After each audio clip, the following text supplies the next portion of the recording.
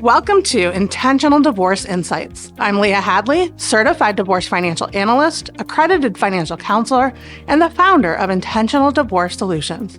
I'll be your guide through the complexities of divorce, finance, and emotional wellness.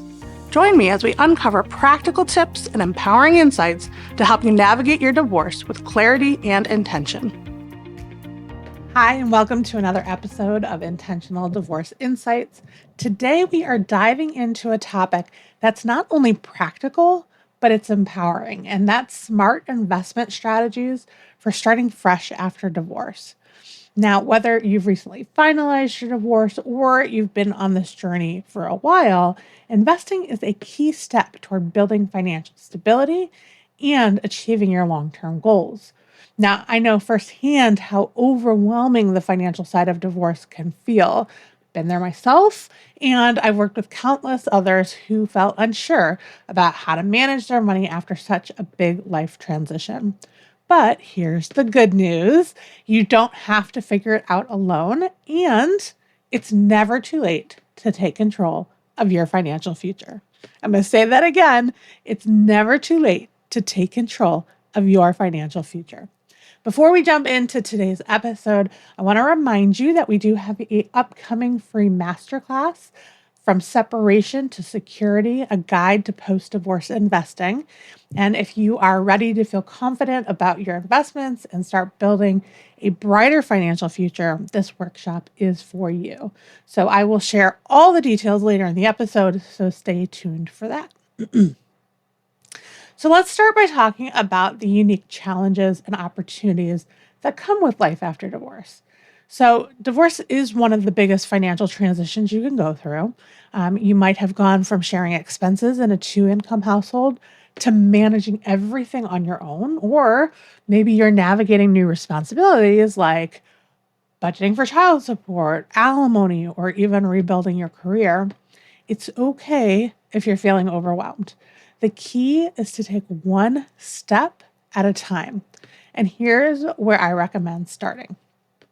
Pull out your divorce settlement and take a very close look at the financial assets that you've received. This could include retirement accounts, it could include real estate, cash settlements, investments. Understanding the value of these assets and any restrictions on their use is crucial. And keep in mind that there are other steps that have to happen to get these assets titled into your name if they were in your spouse's name previously. And so make sure that you're following through on all of those assets. Track your income and expenses. You can't make a solid financial plan without knowing where you stand today. So create a detailed budget that includes your monthly income, where it's coming from, when you're receiving it, how much you're receiving, your fixed expenses. Make sure you have a good solid handle on what you're committed to each month. Things like housing and insurance, your utilities, and then really track those variable expenses so you have a good, clear understanding of what you're spending on groceries and what you're spending on eating out or entertainment, things like that. It's also really important to have a good handle on any debts. So if you took on any debt during or after the divorce, you want to prioritize paying that down. High interest debt like credit cards should be probably addressed first, but you always want to look at your overall financial picture in order to really prioritize things for yourself. By getting a clear picture of your financial situation, you are laying the foundation for a strong investment strategy. So once you have that clear sense, you want to really look at redefining your financial goals. It's time to think about, where do you want to go? Divorce often gives you the opportunity to redefine those goals. Maybe your priorities have shifted, or maybe you're starting to dream about things you never thought possible before. Here are a few examples of goals that may resonate with you. Building an emergency fund. This is very common post-divorce because a lot of times people deplete their savings during the divorce process. It is one of the most important steps you can take to protect yourself financially. You want to aim to save 3 to 6 months of living expenses, but if that feels overwhelming, The important part is just to get started. So even if you're doing $25 a week, it's going to add up over time. Some people have goals around their children's needs. So if you have kids, you might be thinking about how to fund their education or other big expenses. Start by exploring options like 529 plans, which offer tax advantages for education savings. Retirement, of course, is a big one. Nobody wants to work forever, and retirement planning can feel intimidating, especially when retirement accounts are divided part of the divorce process. But don't let that stop you from taking action. Even small contributions to an IRA or a 401k can make a big difference over time. Other goals you might have, this is your chance to dream big. Maybe you want to travel more, start a business, move to a new city. Whatever it is, write it down so you can start to build a plan around it. Now, remember, your goals should be specific, measurable, and time bound. For example, instead of just saying, I want to save more money, try, I want to save $30,000 for a down payment on a house within the next 3 years. That would be a specific, measurable, time bound goal. Now, let's talk about the nuts and bolts of investing. If you are new to investing, you might feel like it's too complex or risky, but the truth is, investing does not have to be complicated. With the right strategy, you can grow your wealth and achieve your goals. Now, here are the steps to creating a smart investment strategy post-divorce. Of course, we will go into these much more detail in the upcoming masterclass. Understand your risk tolerance.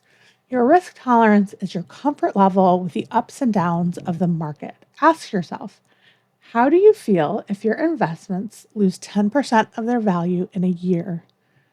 Do you need stable income from your investments, or can you focus on long-term growth? If you're not sure about your risk tolerance, there are tons of risk tolerance questionnaires that can be really helpful in helping you to understand what your comfort is with investment risk. 2, diversify your portfolio. Diversification is a fancy way of saying don't put all your eggs in one basket.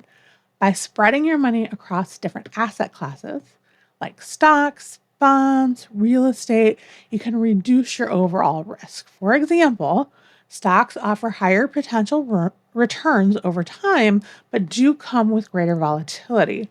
Bonds are more stable and can provide a steady income over time. Real estate offers both growth and income potential, right? Third is to align your investments with your goal. Each goal you set should have an investment strategy tied to it. For example, if you're saving for retirement, you're really focused on long-term growth for those investments. Now, if you're saving for a child's college education and you're looking at a 529 plan, it really depends on how close they are to enrolling in college and when those funds will be used. You may want a more conservative strategy if they'll be using those funds in the next couple of years. If you're building an emergency fund, a high yield savings account or a money market account can be good places to get a small return on the fund, but keep it liquid and easily accessible. Number 4 is to stay informed. The financial world changes constantly. So you do want to make it a habit to review your portfolio at least once a year and adjust it as needed. Now, before we wrap up, let's talk about some of the common mistakes to avoid. It's easy to make impulsive decisions when the market dips or when you're feeling anxious about money. So you really want to avoid that emotional investing.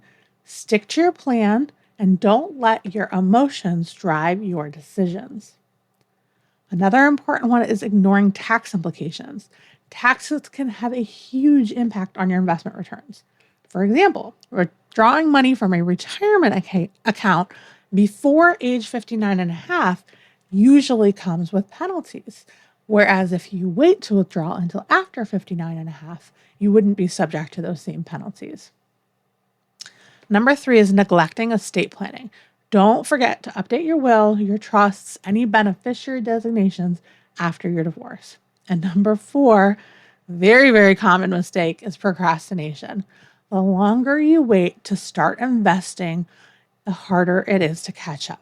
Start small if you have to, but get started most importantly. Now, to help you take the next step, I am thrilled to invite you to my upcoming masterclass, From Separation to Security, a guide to post-divorce investing. In that masterclass, you'll learn how to create a personalized investment plan, strategies for protecting and growing your wealth, common mistakes to avoid when managing your portfolio. And we're going to have all the details about the masterclass and the link to register in the show notes. But just know that it's January 29th at 1 p.m. Eastern Time. It's online. There's no cost to attend. And I always get the question, well, what if I can't attend live? So when you go to register, I have a little section where you can fill out if you have specific questions you want me to address during the workshop. Please do put any questions that you have in there, especially if you can't attend live. We always send out the recording when we do these free workshops. So as long as you're registered, you'll get the recording for that. And again, the link to register for that is down below in the show notes.